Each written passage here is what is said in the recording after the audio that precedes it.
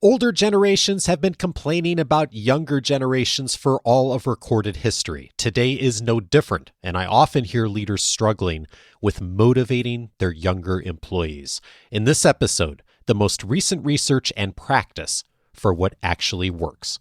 This is Coaching for Leaders, episode 775.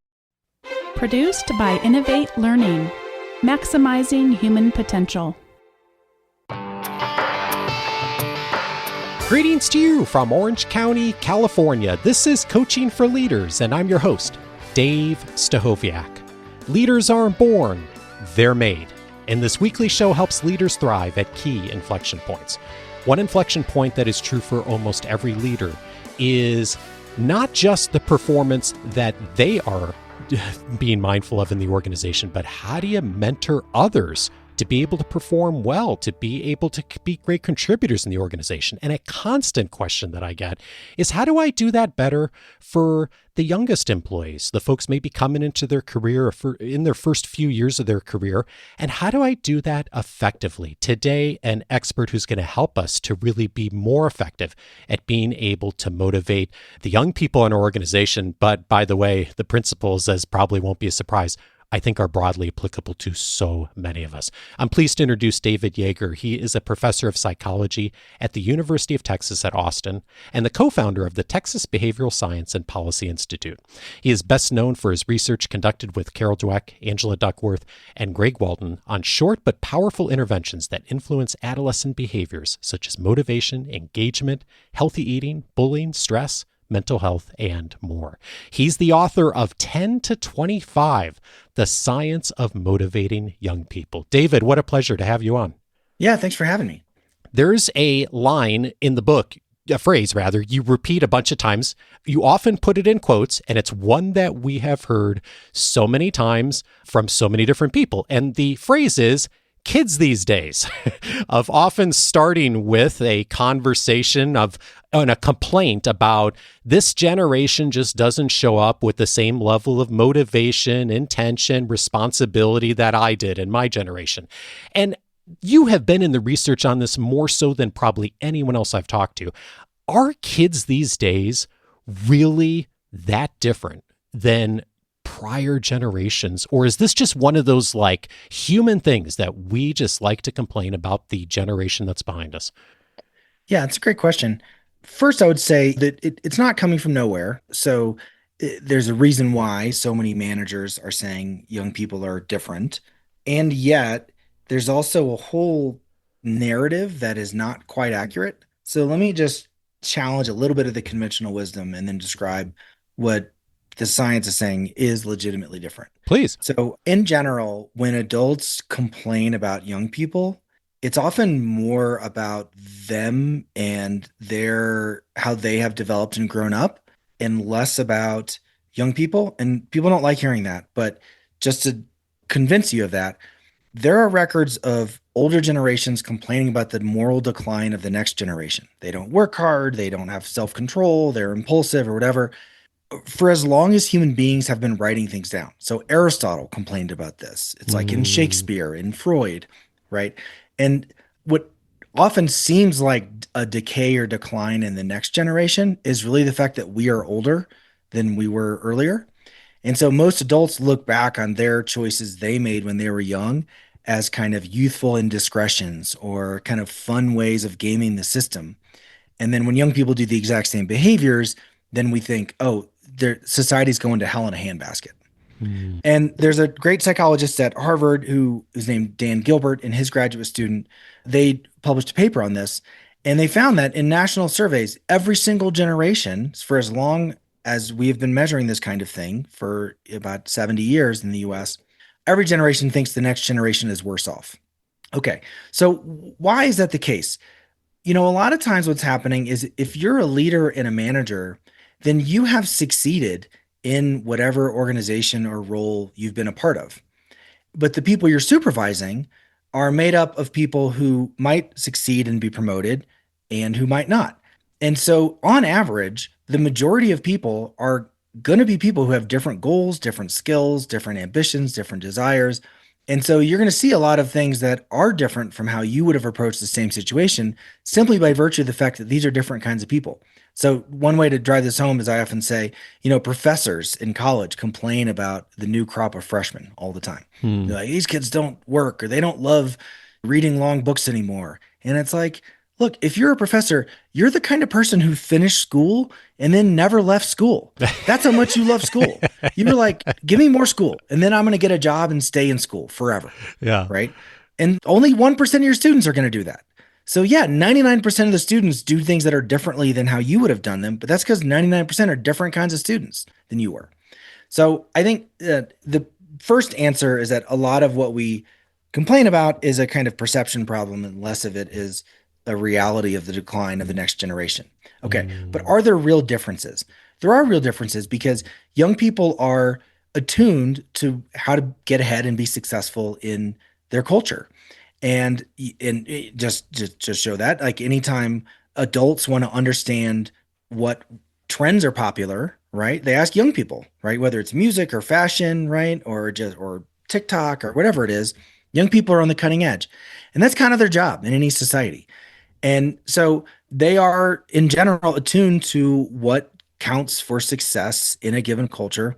And when the real labor market and economy changes, which it does increasingly every few years, and it used to be every 30, 40, 50 years, then young people are the first to try out this new economy and this new way of getting ahead.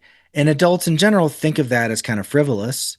But like, who are we to? I mean, like, being a podcaster was a weird thing 20 years ago when Steve Jobs made up that word to sell iPods, Oh, right? yeah. Yeah. But now, like, just the Golden Globes on Sunday, right? It's like there's a category for podcasts, right? And it makes tons of money. So I think that yes, young people are attuned to the new opportunities and new ways of being and ways of being successful that are now available. And once that becomes apparent to them, the toothpaste is out of the tube. It's hard to put it back in. But that doesn't mean they're short-sighted or frivolous. It means they're like attuned to what the incentives are in their culture. You highlight something in your book that is a reality, I think, for a lot of managers, which is the mentor's dilemma. Tell me about that, and what is it that's a dilemma for us when we're trying to motivate young people? Yeah. I mean, I think that there are a lot of dilemmas that really kind of get in the way, but one of the big ones that I write about in my book is the dilemma that it's very hard to simultaneously criticize somebody and motivate them. What I mean by that is that, if I'm an expert in my field, say I was the top salesperson at my organization and now I'm a sales manager, I know a lot about how to sell, and a novice knows less than me. So, inevitably, if I'm doing my job, then I'm going to be providing critical feedback on how those novices can get better. But the issue is that if I point out a bunch of ways in which somebody is flawed and problematic, then they get mad at me and they're like offended, basically, and you push them away. But if you withhold your criticism, then are you just endorsing mediocrity, or are you failing in your obligation to teach someone how to do it right? So it's a dilemma because it doesn't feel like there's a good choice. Either I can be really tough, but demotivate somebody, or I could be very friendly and caring, but fail to educate them. And what I argue is that those are not the only two options. You can point out what people need to work on, you can be tough and demanding, but you can also be excessively supportive and offer to work with them to try to improve. And that's something that's a style of high demand, high support that we found again and again is optimal for motivation, but also for growth and development. You write, our society tends to think that there are only two ways to interact with young people: tough or soft, mean or nice, authoritarian or permissive. We don't realize that you can have a bit of both. You can have high standards and high support. I was thinking about that, and one of the stories you tell in your book is you were, by the way, a middle school teacher earlier in your career. And while you were writing this book, your daughter, who was in seventh grade at the time, asks you out of the blue, what kind of middle school teacher were you? And I'm wondering if you could share what she said and how she framed that question, because I think it so beautifully captures some of the framework and the message of what you're teaching. Yeah, so I think that I was looking at ways to resolve this mentor's dilemma, and we had conducted some research on basically a framing that we call wise feedback. And this is with Jeff Cohen and others who I collaborated with. And we found that accompanying critical feedback with a very clear and transparent statement that you are being tough because you believe in their potential, but you're working with them to improve and meet that potential. So it's an appeal to high standards plus an invocation of your support that motivated people to take the critical feedback. And so we took that work and we tried to describe general leadership styles that apply to managers, teachers, coaches, parents, etc., where you're either too high on demand and too low on support, you're high on both demand and support, which is the best one, or you're low on demand, high on support. Okay. And we'll get to that, I assume. But it was funny, like while I was writing the book, I was trying to characterize these three, and I didn't quite know how to encapsulate them. And then my daughter came into my office and was like, "Dad, what are you doing?" I'm like, "I'm writing my book." And she's like, "Are you talking about your time as a middle school teacher?" I was like, "Yeah, a little bit." And she's like, "What kind of teacher were you?" And I was like, "What do you mean?" And I wanted to hear how she described it. And she goes, "Well, were you one of those teachers who just like yells at everybody and is mad at them for not doing their work and then thinks they can just shame everybody into it? And then and all the students hate that teacher and they only do the work because they're afraid of getting punished?" And I was like, "No, what's the other option?" She's like, "Were you one of those teachers where it's like super easy and students can do whatever they want in the class and they kind of like going to it because there's no thinking, but really no one respects the teacher or takes them seriously because they walk all over them?" And I was like, "No, what's the third option?" She's like, "Were you one of those teachers where even if you hate the subject matter, you start liking it because the teacher believes in you and it's hard, but then you learn a lot and you look back on it and you're like, wow, I'm really glad I did that. And then you're really proud of yourself. So then you respect that teacher?" And I was like, "I hope so." But she kind of perfectly encapsulated those three styles that I described, which is like all standards, no support, no standards, high support, or the combo of high standards and high support. And she really just nailed it in terms of her descriptions. Yeah, it really speaks to something that's so key in this. And you write on this. Science tells us that when young people are being critiqued by an authority figure, they're asking themselves a deeper, more existential question. Does this person who has power over my life think I'm incompetent? Before they can hear the criticism for what it is, helpful advice on how to better meet their goals, they have to feel safe. And I was really struck by that because it's not only just today, this is really part of like our evolutionary history. This is a really key thing, I think, for us to understand as managers, as leaders, as parents. Yeah. I mean, I think, look, there's been a lot written about psychological safety, and you can see it all over the Harvard Business Review, et cetera. And it's not wrong, but I think that the simple idea is that if you want employees or children or students or players in a sports team to go out and do awesome stuff that's impressive, that's above and beyond, et cetera, they need to feel safe from the perspective of they're not going to be judged, blamed, shamed, punished if things go wrong. Because basically, if you take a risk and then you'll be punished for that risk, then people are less likely to do it. Okay, so that part of psychological safety, that's all legitimate. The way it's been often distorted is people say, "Oh, well, you can't ever feel uncomfortable or stressed or distressed because if you do, then you're not feeling safe. And if you're not feeling safe, then you won't work hard." And then especially I think in the last decade or half decade, has led to some philosophies that say, never do things that are hard, never push people to their limits, et cetera, because then they don't feel safe. But the basis of all that research on psychological safety is actually attachment theory, which is, I'm a developmental psychologist. This is in my field, where if you want a baby who goes and learns how to crawl and eventually learns how to walk, they you see this all the time. Babies, before they go crawl in a dangerous place, will turn around and look for their mom to see if their mom is going to support them or catch them or be there for them if they face danger. And if they decide that the mom would be there and that they can trust in that support, then they go to the dangerous place. So it's actually, weirdly, safety is like a precursor to danger in infancy.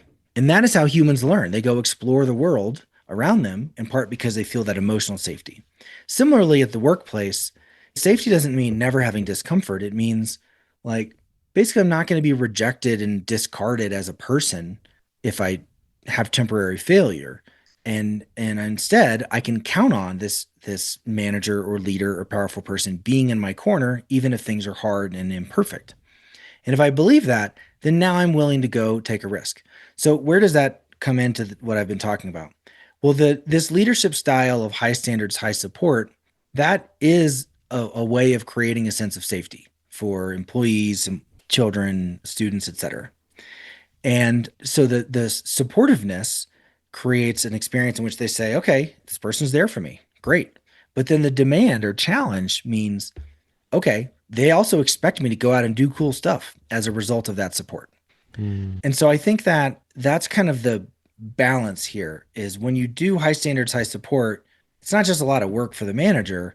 It's like a way of emboldening and inspiring and empowering your team so that they do more and you're overall more productive. It's very much a both and, right? Of both of these together at the same time. And I think a lot of us, because of our upbringing, because of our personality, whatever, we tend to, at least I've noticed in my own life and with working with leaders, is we often tend to like veer to one of these or the other. We tend to be more that enforcer mindset, or we tend to be more the protector, the person who's kind of like that teacher you described, who's, everyone sort of like just feels comfortable and likes them, but, it doesn't necessarily learn a lot. The invitation here, I think, is, hey, whichever side you're not tending to do as much of, there really is the importance of doing both. Yeah, I think that, you put those labels on it that I read about in the book, and I think they're important, that this idea of all standards, no support, where you're tough, demanding, etc., but you kind of leave people to do it on their own. That's what I call the enforcer mindset. And there, your main goal is to enforce a standard. Some people meet it, other people don't. If they don't, there's harsh and swift consequences. If they do, then maybe there's over-the-top extravagant rewards, but only a minority of people are going to meet that high standard, and the rest are going to feel inadequate, shamed, blamed, judged, etc. And so that's a version of, ruling with fear, authoritarianism, etc. And one alternative to that is what's been called the protector mindset, and that's low standards, high support. And that's the person who says, look, my goal here is really to let you know I care for you. And I'm going to do that no matter what the cost, even if it means I expect less of you in terms of your work. And so in the protector, people see their goal as to protect you from distress, to reduce crying, to reduce fear, and basically remove any obstacle or challenge from somebody's way. And, both of those come from a good place, in my opinion. So the enforcer comes from the belief that we should expect more of people. But if you really believe, starting out from what we talked about at the beginning of this conversation, what do we believe about young people? Are they incompetent or not? Are these kids these days ruined or not? If you believe that they're ruined and incompetent, enforcer makes a lot of sense, actually, because why would you ever trust a young person who is part of this exponential moral decay of the current generation, right? It doesn't make sense. Similarly, protectors believe that young people are not capable of very much, and that's why they don't expect very much at all, right? If you think this generation is stressed out, they've had toxic trauma, they're feeble, their brains are addicted to their phones, etc., then you don't expect anything of them.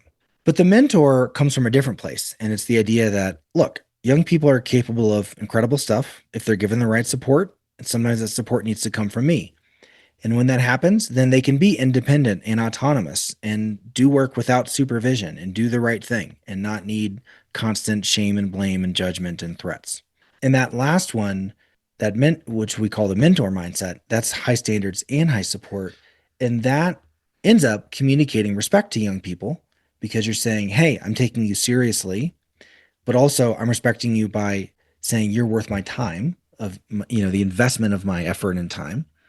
And I'm going to walk the journey with you as you meet this higher standard. You said the phrase a couple of times in this conversation of wise feedback, that's something that if we can aspire to, work better at getting to that place, that helps us to do both of these well. What does wise feedback sound like? And what is it that makes it wise. That's different than what often we're doing in organizations. Yeah. And as I mentioned, the wise feedback was this original research we did on how to resolve the mentor's dilemma.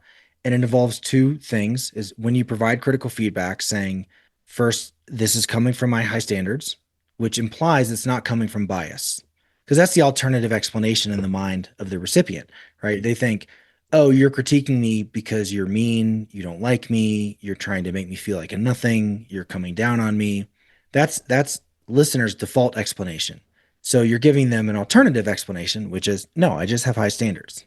And that's it. And then the second part is, I'm holding you to the standard because I believe you're capable of meeting it, right? And that's important because the alternative is, I'm holding you to the standard because I'm trying to keep you out, or I like punishing you, or I want you to be outed as someone who's no good, right? Or it's a power play, or I enjoy exerting power on you, right? Those are all plausible alternative explanations in the mind of the recipient of feedback. So what I've found is that you kind of have to be transparent, and often like way more transparent than you think you need to be when you're providing critical feedback across this divide from someone who has more power and authority to someone who has less. So wise feedback was kind of the original experiment that led us to think of this mentor mindset. And that basically wise feedback shows us that the solution to the mentor's dilemma is the mentor mindset, right? The high standards, high support. But in my book, I kind of build on that. It's a very simple example to talk about more general approaches and principles for communication so that you convey standards and support in a way that communicates respect. The thing that struck me so immediately when thinking about this and reflecting on not only my own actions, but watching the interactions many of our clients and listeners have, is that oftentimes we are thinking those things in our minds. We are thinking about the high standards we have, and we're also thinking, I know this person can meet it. And then we don't necessarily say that out loud. And I think like when I reflect on my own behavior and when I see leaders stumbling with this, that's the part I think a lot of us are missing, is that we just sort of assume that young people in particular know that, well, the reason I'm giving you this feedback, the reason I'm pushing you on this is because I do have high standards, and also I believe in you and I believe that you can do it. And yet when we don't say it out loud, they hear something really different oftentimes because they just assume, wow, this person's just being mean. And I've made that assumption a million times in my own career as well too. And the invitation, like so strongly for me, is say that out loud, be really clear on what your intentions are. Yeah, I think that whenever we develop trainings for managers and teachers and others, we say, look, it's not hard to convince you that if you communicate better and more thoughtfully, that you can be more motivating. Most people believe that. Yeah. The problem is a lot of people think they shouldn't have to communicate differently. They think, I wear my intentions on my sleeve. It should be obvious why I'm communicating with you in this way. And if you don't presume that I'm doing things for your best interest or that I'm doing things with integrity, then that's your problem. And it means you're either distrusting or you're entitled or you're a wimp or whatever. It's like a flaw in the listener if they get offended by my criticism as your manager, right?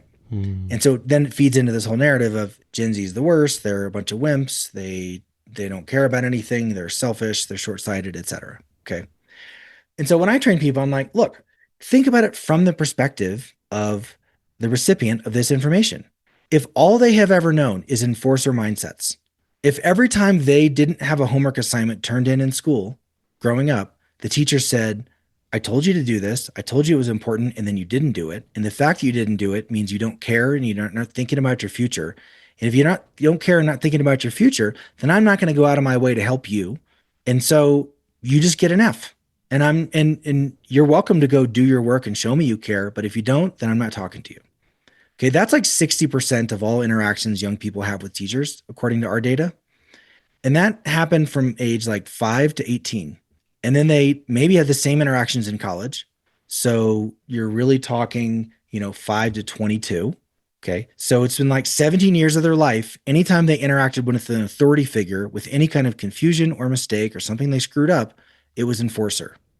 And now They show up at a workplace where they have a highly effective, maybe busy manager who primarily sees their job as having team productivity, not managing feelings. And that manager assumes that every single employee will view their behavior in the most charitable possible light. That when I'm coming down on you for your presentation to our client not being good enough, of course I'm here, I'm in your corner, I'm on your side. Why would you assume anything different? My argument is, why would they ever assume that their manager is doing mentor mindset? It's like preposterous given what they've experienced. And so considering that, what are you doing as a manager to make it clear that you are different from every single authority figure that person has ever interacted with for the most part in their entire lives? And if you're not transparent about that, then of course you should assume they will view you and your behavior in light of how they've typically been treated in the past. And when I say that, they're like, oh yeah, you're right, eventually. And they're like, well, what do I say differently? And I'm like, it doesn't have to be that hard. You have to say something like, look, we hired you for a reason. We think you're good at your job and we think we can grow into this job and we're committed to you and we want you here and we want you growing and we want you to be a leader and a top performer. Because of that, I care about you too much to let you not do a great job on this task. So I'm going to be relentless about the details, but I'm also going to be here to work with you until you do great work. Now, given that, let's dig in and look at your outline on your presentation or whatever the task is, right? If you say that kind of stuff, then now all of a sudden it's like you've created a bubble. This is now a new environment, a new set of expectations. And if you do it, you're not like catering to a wimpy generation. You're just responding to the reality of what young people have come to expect through no fault of their own, but through how they were socialized in most institutions of their lives up until that point. You write on this, status and respect are to a young person what food and sleep are to a baby, core needs that when satisfied can unlock better motivation and behavior. And that strikes me as such a profound thing that, again, I think like intellectually, if we stop and think about it, a lot of us sort of recognize that, thinking back to that stage of our lives. And yet, to your point you just made, we're not saying that and acknowledging that out loud. And so if we're not, the assumption from the other party, the younger person, is like, oh, I don't have the status and respect. And that's so important at this stage. Yeah. I mean, I think that where that's coming from is this idea that, if I'm a parent of an infant and the infant's crying, okay, I see distress. What do? I don't sit there and yell at them and say, how come you need food so much? And why do you need another nap, you idiot baby? That'd be ridiculous, right?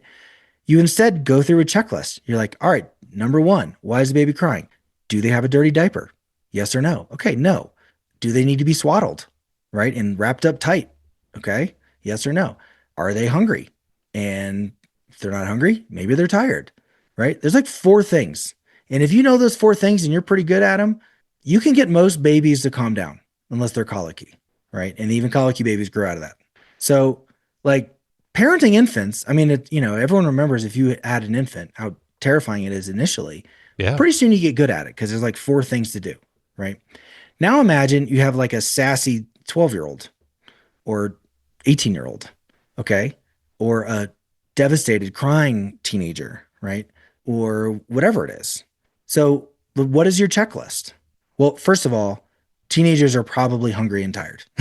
So like and frankly, a lot of times they do have to pee.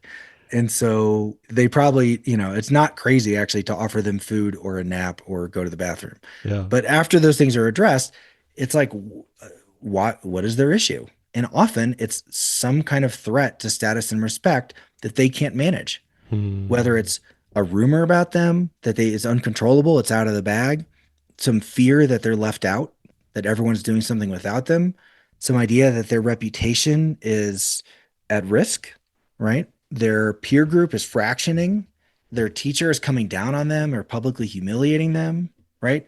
All those things come across to adults as frivolous and short-sighted, but to young people, they're as vital as sleep, a swaddle, a diaper, and a bottle are to an infant.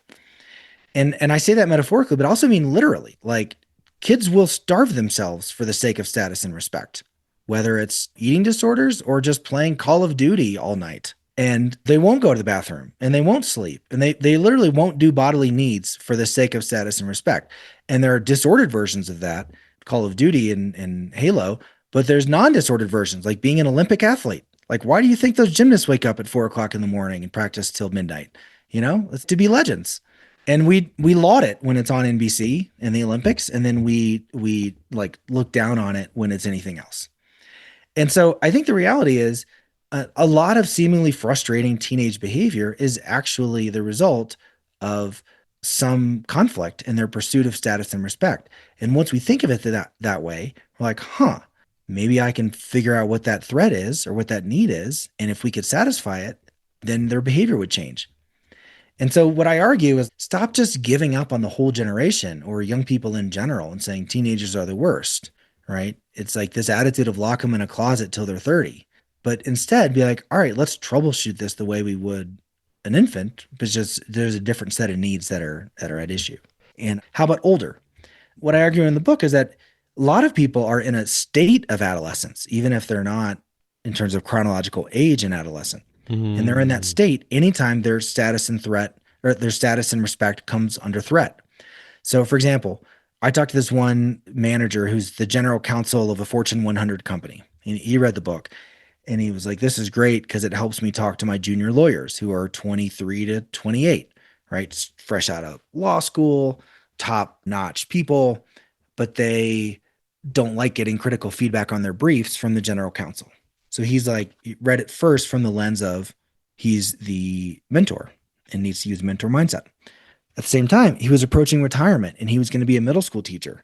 And I was like, okay, now imagine you're 65 and you're teaching your first day of seventh grade civics. And the principal comes in the back and starts quietly making notes on what you're doing and all of the mistakes you're making in the class. How are you going to feel? And he's like, I'm going to feel like one of those teenagers or one of those junior lawyers who's doubting their abilities. So like even with a senior person who's been at the top of his game, once he changes roles, he's going to also be in this predicament of adolescence. And so I think the book applies across the age ranges, and 10 to 25 gives us a lens for understanding it, but it has broad applicability. Agreed. As I was reading through this, I had an interaction this week with someone well outside this age range, older, and yet I realized I was missing a big opportunity on the status and respect piece of it that totally changed how I approached my communication.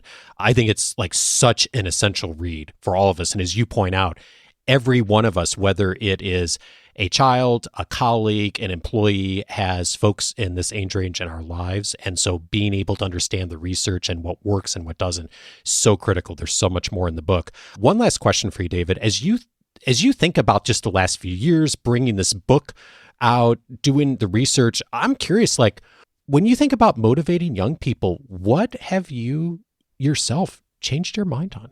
Yeah, that's great. I mean, I think probably the biggest thing for me is often as a leader or a manager or a parent, you're often told that if you get something wrong, you've screwed it up and it's never going to get better and you've ruined a relationship and it's toxic. And I think what I learned reporting for the book is that you can get do-overs. It's not one and done. And we're told that it's one and done when you look at all this work on early childhood and toxic stress and babies and stuff. It's like, oh, this baby had this traumatic exposure and now it's ruined for life. And I don't think relationships are exactly like that. I mean, I definitely think you can definitely screw up in an unforgettable way. If you publicly humiliate somebody, right, they're never going to forget it. At the same time, as a parent, if you lose your mind temporarily, you can go up to your kid later and say, all right, I didn't handle that the right way. I still need you to do this thing because it's very important. I'm not lowering the standard, but I should have been more curious why it's hard for you to get it done. So would you mind having a conversation with me about what I can do differently to support you so we can do this? And often people will remember, especially kids, will remember the do-over more than the initial conversation. And that I learned that from Lorena Seidel, this great parenting coach I interview in my book. And I think it applies not just in parenting, but in managing and lots of other relationships as well. David Yeager is the author of 10 to 25, The Science of Motivating Young People. David, thank you so much for your work and sharing it with us.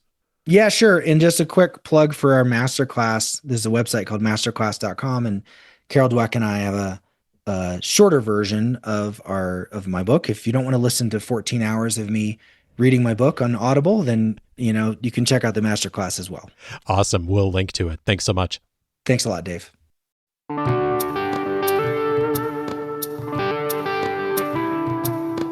If this conversation was helpful to you, 3 other episodes that will also support you. One of them is episode 302, How to Challenge Directly and Care Personally. Kim Scott was my guest on that episode, the founder of Radical Candor and author of the book by the same name, a fabulous model, and one that I heard echoed in this conversation with David of challenging directly and also caring personally. I think Kim's got a wonderful perspective on that. I know many of you have followed her work as well. Episode 302. If you've not gotten into that model before, that'll help us support our conversation today. Also recommended episode 310, How to Reduce Drama with Kids. Tina Payne Bryson was my guest on that episode. A little bit different than a typical episode we do, but I'm thinking about it because of course, the topic today. And I did take that episode just to take a step back and have a conversation about, for those of us who have kids in our lives, how do we lead them well? And specifically, how do we deal with drama and discipline? And Tina Payne Bryson is the author of my very favorite all-time book on parenting, No Drama Discipline. It absolutely changed perspective of how I and Bonnie raised our kids, the way we supported them. I am so glad I got into her work. It's been almost a decade now originally. And in that conversation, we talk about what are some of the great principles, practice, research that supports really affirming kids and also really reducing drama in your household. And also a bonus, I often smile when I think about that episode because our daughter was 3 years old when that episode aired, and she helped me do the introduction. And so if you're looking for a great dose of adorableness, along with getting to learn, episode 310 is for you. And then finally, I'd also recommend episode 612, How to Solve the Toughest Problems. Wendy Smith was my guest on that episode. She is an expert on both and thinking. So often when I see leaders frame problems and trying to make decisions on what they do, it is either or. I should maybe do this or I should do that. And I hope you heard echoes of a lot of both and what David said in this conversation. And I think Wendy's approach on how to solve problems by looking at the both and is one that's not only applicable in this situation with motivating younger employees, but so many things that we run into as leaders every single day. Episode 612 for that. All of those episodes you can, of course, find on the coachingforleaders.com website. If you have not set up your free membership before, you can do so right now by going over to coachingforleaders.com. It's going to give you access to be able to pull all of the past episodes by topic. They're all available on the podcast apps, all free, but it's hard to search for what you're looking for on a podcast app. And so we've organized everything by topic, plus the free membership gives you access to a bunch more. All the free audio courses inside the library, which is available for free, plus all the interview and book notes. Almost every conversation I have, I take pretty detailed notes on what I'm going to be talking about, often things that are in the notes that don't end up appearing in the interview for time, and also highlights from authors' work and the books. And what I think is most important, I share those with you on the episode notes. They're part of the free membership. It's a PDF download on almost every episode. Set up your free membership for full access to all of that. Again, it's at coachingforleaders.com. Coaching for Leaders is edited by Andrew Kroger. Next Monday, I am glad to welcome Neri Kara Silliman to the show. We are going to be talking about how to forge connections that help you thrive. A great conversation with her. Look forward to having it. Have a wonderful week, and I'll see you back on Monday.